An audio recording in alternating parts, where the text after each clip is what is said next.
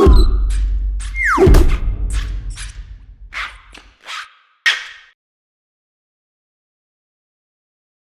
everyone, welcome to another Good e-Reader review video. My name is Michael. My name's Peter. Today we have something exciting for you. We have the brand new Kobo Glo HD. This is the e-reader you see before you. This e-reader is very different from prior Kobo models. For one, it actually has the highest resolution and the highest PPI in the history of any Kobo device. It has 300 PPI and the resolution is 1448 by 1072 and it's employing e-Encarta. This e-reader has 4 gigs of internal memory and that is pretty well what you get, but when you take it out of the box you roughly only have about 3 gigs because the operating system, some of the preloaded materials and so on.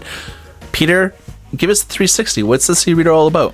The look went back from the flush screen and bezel on the Aura to a sunken in screen like the Aura H2O, so you do have about 1 or 2 millimeters from the surface to where the screen is.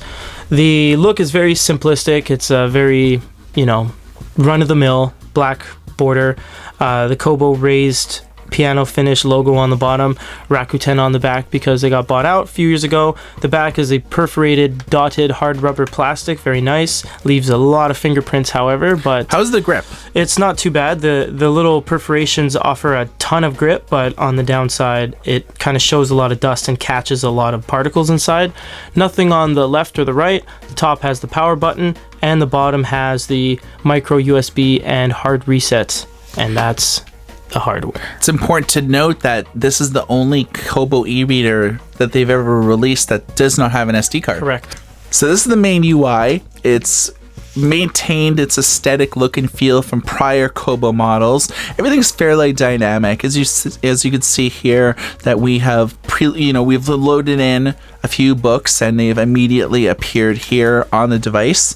Pretty well. Commonly accessed functions and features will appear on your home screen. So if you, for instance, open up a web browser, the web browser will appear on your home screen next time you visit it. Most Kobo e-readers have some social capabilities. You have your reading stats, which basically gives you some statistics based on your reading habits. And you can see here that it's pretty comprehensive. You can also look at awards. You can think of this as Xbox style achievements and things like that. Something to keep you interested, but it doesn't really look like over the years that they've added any new awards. It's pretty well the same awards that they've had basically forever. And then you have the dictionary.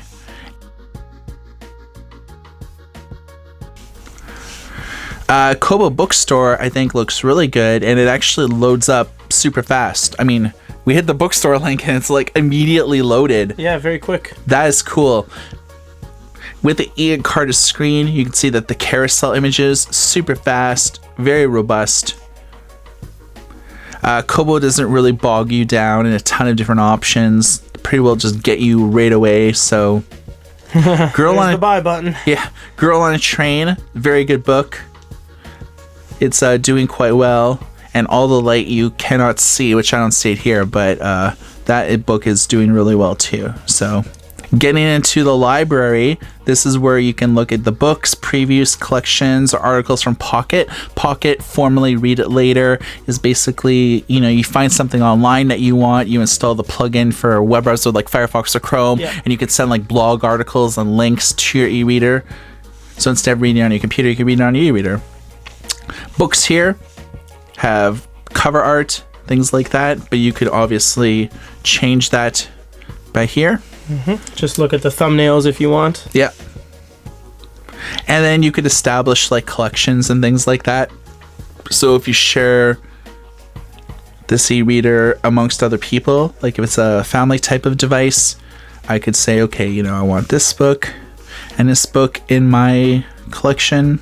and then I could just go to collection and the books are there rather than showing all the books on the devices. So this helps if you have like hundreds of books on your devices and you're like, okay, I have a combination of sci-fi, fantasy, and nonfiction, so you can create like 3 different collections and put all those books in there. All right, so let's take a look at the ebook reading experience.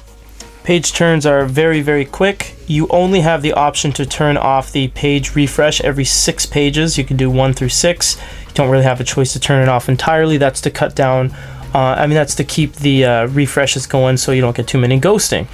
We have a highlight and note. Highlight is a highlight. We'll look at note because this shows the keyboard.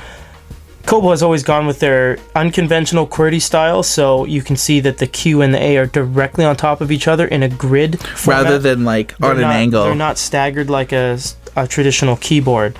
The typing is very quick. It plays catch up a little bit, but it always remembers what you've written.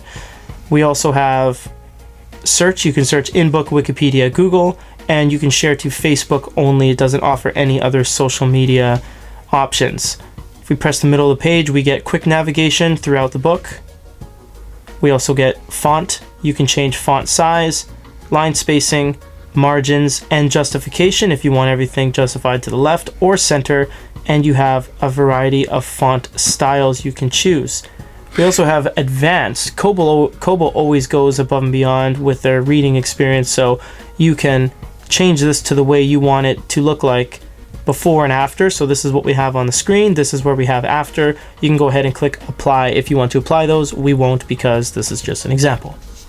I'm very impressed on how fast this is, and the text looks so crisp. This is visually, and off camera we compared this against the H2O and the Aura, and this, spec for spec, this is the most advanced reader that Kobo has ever released. Absolutely. In terms of just the core reading experience is amazing. Yeah. So for a full comparison against Kobo's other e-readers as well as against the Voyage and other things like that, stay tuned to our YouTube channel, youtube.com/goodyreader, and we'll show you all of this. So keep your browsers bookmarked to our website. Exactly. Now we've looked at an ebook. Peter, what's next? It is PDF time. This is the usual Monsters Manual. Whenever you boot up a Kobo, it always does this. It kind of justifies everything to the top left corner. You can just double tap a couple times and then it should go to the full screen. It's been a problem with Kobo ever since they released, the Aura. It was on the Aura HD, Aura H2O. Not really sure why it does that, but a lot of PDFs will do that. This is a very large PDF. It actually takes up about 3% of the entire storage of this device. It's 100 MB. So we have a good mix of images and text. We're just going to do some pinch and zoom. You have a mini map on the top left corner showing you your whereabouts. Even your zoom level. Yep. If you let go, it takes a second and it renders everything. Right there is the full render. So it looks all right. Yeah, I think it looks great. All the way to the big. Now we have a couple settings here. We have quick navigation.